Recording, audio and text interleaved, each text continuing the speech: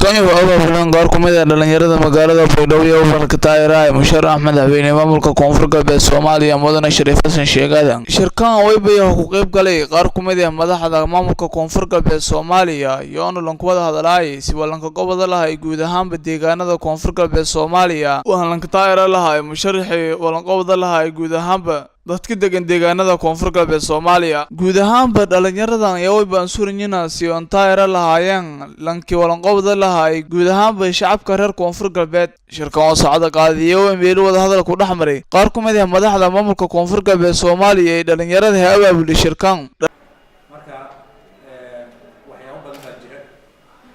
dhalinyaradan ma markeen ka horeeyay ku wada hadlayaan danta guud ee deegaanada Koonfur Galbeed Soomaaliya. Qaar kumid ah madaxda maamulka Koonfur Galbeed Soomaaliya ee dhalinyaradaasi oo musharaxiinta teegan intii qabadaan xilka madaxweyne maamulka Koonfur Galbeed Soomaaliya oo ka baagana intii ilaaliyaan danta guud ee deegaanada Koonfur Galbeed Soomaaliya iyo khalalaaseen oo geliyay shacabka guud ahaan magaalada Baydhabo. Ibrahim Macalimo TV-ga caalamiga dawladda Koonfur Galbeed magaalada Baydhabo.